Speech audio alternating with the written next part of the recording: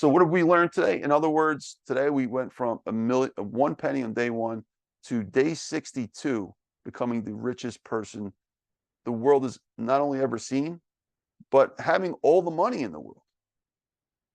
Welcome everyone, Dr. Anthony Creative Fourth here, also known as Dr. Finance, and I hope you're enjoying your day, folks.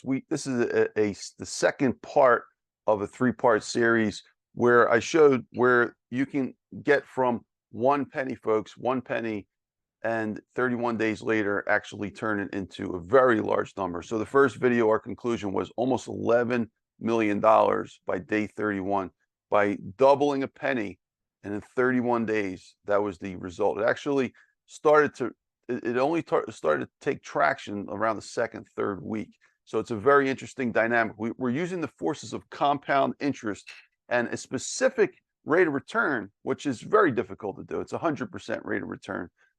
But it just illustrates the principle of compounding in a different light. Today, I'm going to take that one step further. It's going to be a very short video. I just want to show you what would happen if we actually did go out to 62 days.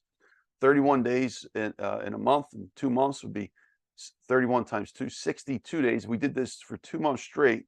It would probably be either January or December and January, or July and August, because those are the 2 months that line up. But let's say we did 231 days back to back, started with a penny, and by the end of that 2-month period, what would it be? So let's first review, folks. We're going to review our conclusions real quick from our first video. I'll show you the conclusions, how we got to that, and then we'll take a look at the second round. I already did the math for you, so we'll basically, this is just a walk through, just showing you how the forces work. I definitely would recommend to review the first video if you haven't, because that I really went into detail more about how to break down the number part. But if you don't like the math and all that stuff, folks, at least just listening through it for a sense of hearing the concept, I think it's mind-blowing. It can really be an educational lesson that you can apply to so many other aspects of personal finance. Okay, so with that said, I'm going to share my screen. Before I do that, folks, I was actually just thinking about this really cool cup I have here, Dr. Finance. And folks, if you haven't already, if you'd like to buy one or any of my products, just want to show you real quick where you can actually get this cool stuff. So folks, if you went to my website, drfinance.info, you can go right to the top here. And if you want to buy my books too, by the way, there's a book section. But the store, you just click the store button, and it'll take you right to the store that I have. And then from here, there's all different kinds of stuff that you can buy. I got some cool shirts. But if you click the drinkware and the mugs, you'll be taken to this screen right here. And this will show you the different mugs that I have. So any one of those are really good stuff. I even have the one with the quote on top. It's a really cool quote and really cool image as well. Okay, so here we are, folks. We're on the Excel worksheet, and this is where we left off in the last video. So how to turn a penny into roughly $11 million in 31 days. And just to quickly review, so that 1 penny turned to 2 pennies, to 4 pennies, to 8 pennies, to 16 cents. It took a week to get to $1 pretty much, day 8, $1.28. And then we got to $1,000 on day 18. I'm sorry. Yeah, $1,000 day 18, going back a step. Day 15 broke 100. 3 weeks it took to get past $10,000. And really, day 25 is when it really started changing. It's when we broke the $100,000 mark, and we hit over $1 million on day 28. Okay, by day 31, we had $10,737,418.24. We double checked it with an Excel method, and we also double checked it using the calculator. But today we're actually going to pick up on that. So I expanded the worksheet on the second page here with 62 days. The first 31 days is what we just reviewed. All right, but we're picking back up on day 32. So we're picking back up on day 32. This is really interesting. Okay, and just the mechanics of how it works is that basically it's timesing by 2. If you want to know the detail of why we do that, go back to the first video. It's basically times 100%, but we got to add the original number back to make sure the numbers are doubling, okay? So we're doubling. So every day, the day before was half of that. And every day is 2 times the day before. All right, that's called 100% return. So in day 32, we actually, the numbers are getting so ridiculous now. We passed $21 million in one day. So we went from 10 million roughly to 21 million just in one day now. Now watch what happens day 33, and I'm going to round this up. Okay, so almost $43 million. Day 34, almost $86 million. Day 35, over 170, almost $172 million. We broke the 100 million mark on day 35 and almost 200 million in the same day as day 35. So it didn't even take four days for this to happen from our last video. And we're already like in the high, I'm sorry, we're in the 9 figures now. Okay, so we hit the 9 figure mark. That's the mark where you pass 100 million, because there's nine digits, not counting the cents, right? There's 9, they call it 9 figures. And that happens just 4 days from our last video. On day 31, where we left off, we're already there. Day 36, $344 million. Now I want you to hold roughly, okay? I'm just rounding, okay? I want you to hold your seats, folks, because I did this video because the numbers are so crazy that, like, if you don't understand how compounding interest works, you'll be you're still probably scratching your head. I still scratch my head just thinking about how numbers get so big so fast. Day 37, 687 million roughly. Day 38, we hit the billion mark, folks, in 38 days from a single penny, folks, from 1 penny, doubling every day. It became over $1 billion. I'm going to highlight this. This is a milestone right here in 38 days. 38 days, folks. That's just amazing. 38 days from a penny on day 1, okay? 38 days, over $1 billion. Day 39, 2 billion, 800 million roughly, and then day 40, over $5 billion. Day 41, almost 11 billion. Day 42, almost 22 billion. Day 43, almost $44 billion. Day 44, almost 88 billion. Day 45, we're hitting 176 billion roughly. And you guys are probably losing me at this point, because this is more than the average person ever even considers thinking about. So I just want to show you how this works, folks. So if you just bear with me, this is really interesting exercise. Day 46, 352 billion almost. Day 47, 704 billion almost. Day 48, roughly, we broke the 1 trillion mark on day 48. Okay, $1.4 trillion roughly on day 48. 49, day 49 is almost a little bit more than $2.8 trillion. Trillion dollars. Okay, just make sure that was clear. Day 50, $5.6+ trillion, all from a penny, folks, on day 1. Day 51, $11.2+ trillion. How many digits are even in a trillion? Does anyone know? So in $1 trillion, we have, how many zeros is that? That's 12. 3 times 4, 12 zeros after a 1 is 1 trillion, right? So we got 11 trillion. We now are in some really big digits here. 52, day 52, we got 22 trillion, 22.5, let's say, roughly trillion dollars. Day 53, $45+ trillion. Day 54, $90+ trillion. Day 55, we're almost there, folks, $180+ trillion. We broke the next, we added another digit on day 55. All right, day 56, $360 trillion plus.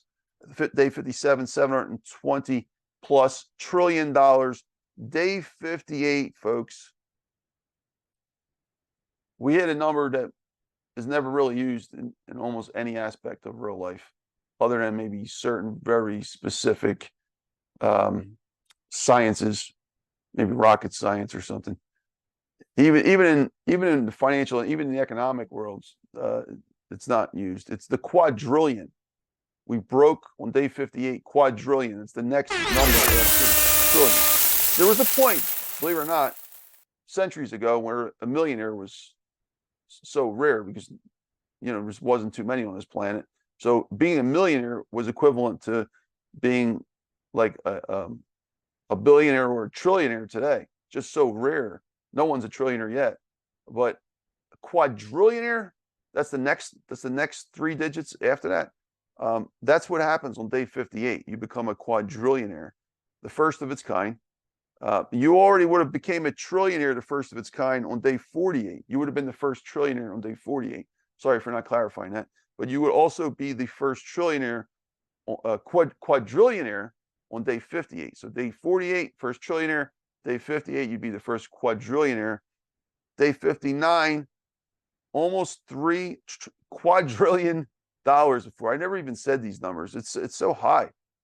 Day 60, you'd be 5.8 plus quadrillion dollars. Day 61, you'd have 11.5 plus quadrillion dollars. And day 62, you'd have roughly 23 plus quadrillion dollars.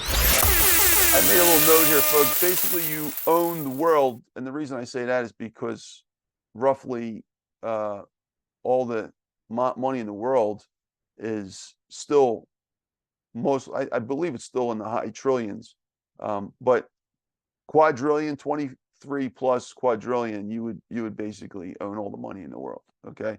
So, but the reason I wanted to push the envelope here and go to day 62, because this is a perfect time to stop and show you the compounding powers, to take a penny in 2 months, 2 31-day months, and basically go from a penny to owning all the money in the world, to having all the money in the world, by just doubling it. That's the power of compounding. Of course, in reality, that doesn't even make any sense. One person can't technically own all the money in the world. What is the point of having money then? If you own all the money in the world, who are you going to give it to? If you give it to other people, even to buy stuff, right, then they would have money and you wouldn't have all the money in the world. So it's the purpose of having money is so everyone can have money, and we can go beyond the realms of bartering and make normal transactions, everyday transactions of trading goods and services easy. So one person shouldn't have all the money in the world. But the point is, this exercise need to be done to show you how to get from 1 penny to literally everything that's possible within the realms of all the money in the world, and in 2 months. So there are 2 other methods that I used in the last video that went up to day 31. And if we use those same methods, and I don't need to really break it down anymore, but method 2 is basically the shortcut. And here it is. I put 100% return in. NPR, I know we used 30 in the last one, but this one we're using 61 because 1 penny is still day 1. And every day after that is a compounding day. So it's 61 for N periods, the time. Or even though it's 62 days, we put 61 in N period, NPER or N. And the present value is negative 0.01. Negative is just really a administrative thing, but it's 0.01 because it's 1 penny. And that's the present value. That's how much we have. Remember, right now, I have 1 penny. If you come back to me in 62 days, assuming I own 100%, made 100% rate of return every single day, I would have. I'm just thinking about that image. We wouldn't even be able to hold it. We would suffocate ourselves. There'd be so much money. It'd just be an astronomical amount. You come back in 62 days, and I'd have to stand on top of it if that's even possible. All right, so that's how we got the same number, which cross-references to the other number. It's 23 million. I'm sorry, let me see if I can say this. In day 62, you would have 23 quadrillion, 58 billion. Let's start over.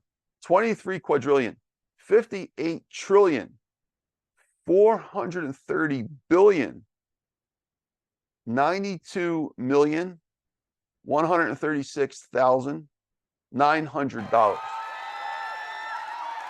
Let me try it one more time because it matches up with this other number. All right, you ready? 23 quadrillion. It's getting easier now, folks.